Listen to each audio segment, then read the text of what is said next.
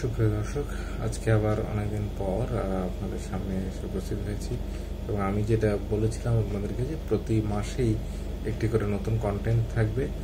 তো সেইখানে আসলে আজকে যে কন্টেন্টটি নিয়ে আপনাদের সামনে এসেছি, আমাদের নাটোরের রানী ভবানীর বাড়ি বলে আমরা যেটাকে চিনি, সেই পুরাতন রাজবাড়ি, সেটার কিছু অজানা তথ্য নিয়ে, ইতিহাস নিয়ে আজকে আলোচনা করব।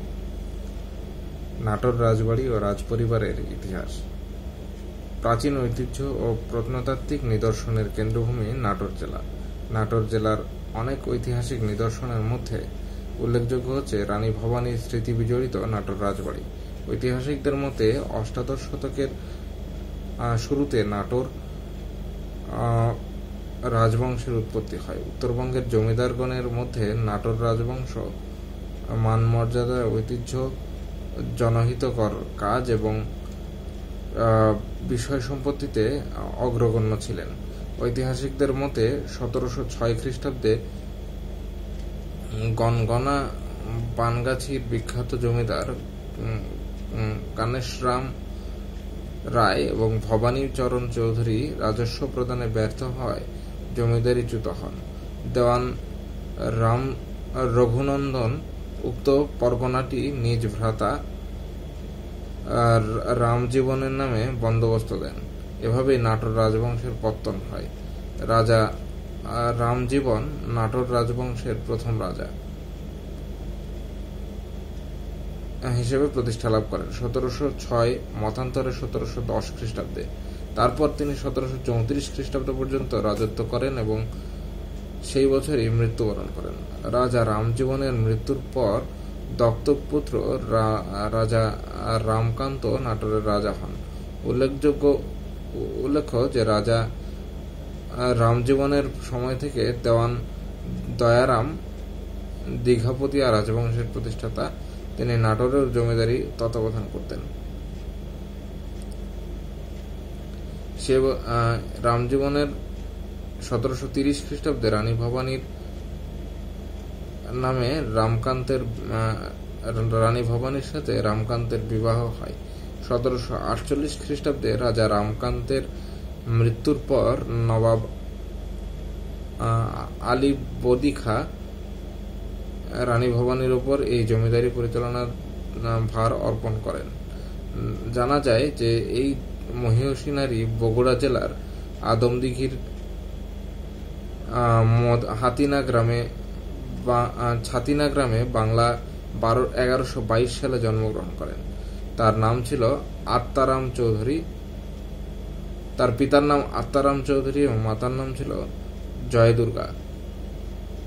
রানী ভবানীর রাজত্বকালে নাটোরের জমিদারি ব্যাপক বিস্তার লাভ করে।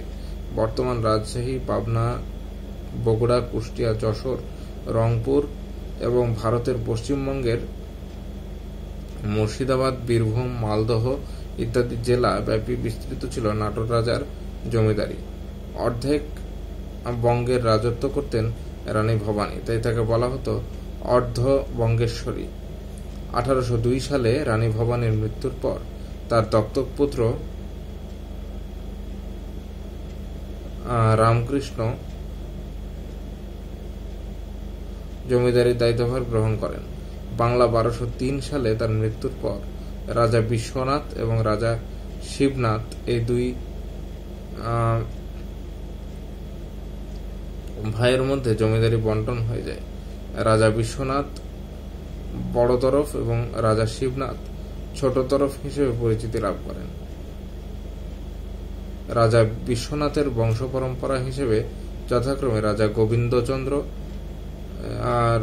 মহারাজা যোগীন্দ্রনাথ এবং কুমার যোগেন্দ্রনাথ বড় তরফের অধিক জমিদারি দেখাশোনা করেন। অন্যদিকে রাজা শিবনাথের বংশ পরম্পরা হিসেবে রাজা আনন্দনাথ, চন্দ্রনাথ, যোগেন্দ্রনাথ, জিতেন্দ্রনাথ ও কুমার বীরেন্দ্রনাথ ছোট তরফের জমিদারি দেখাশোনা করেন। অন্যদিকে রাজা শিবনাথের বংশ পরিচিতি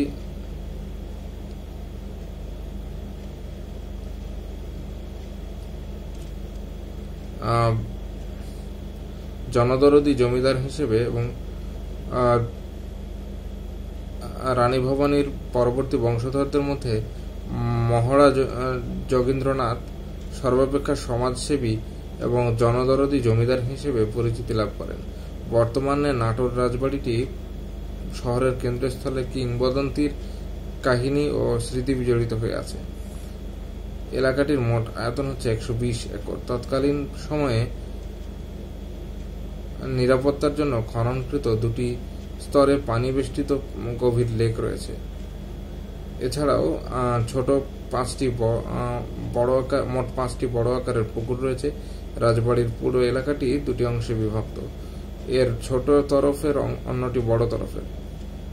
জমিদার আমলের ছোট বড় প্রায় 7 থেকে 8টি ভবন এখানে বিদ্যমান রয়েছে। রাজবাড়ির অভ্যন্তরে 3টি মন্দির যথা কালী মন্দির, শ্যামসুন্দর মন্দির ও শিব মন্দির রয়েছে।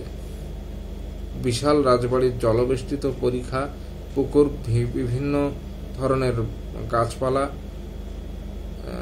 নিরিবিলি পরিবেশ ও সেই সাথে এর ঐতিহাসিক ও প্রাকৃতিক পরিবেশ রাজবাড়ির প্রধান আকর্ষণ। সম্প্রতি প্রত্নতত্ত্ব অধিদপ্তরের তত্ত্বাবধানে রাজবাড়িটির একটি অংশে সংস্কার কাজ শুরু হয়েছে। রাজবাড়ির পুরো এলাকাটি রানী ভবানী কেন্দ্রীয় উদ্যান বা যুব পার্ক হিসেবে জেলা প্রশাসনের নিয়ন্ত্রণে পরিচালিত হচ্ছে। ধন্যবাদ।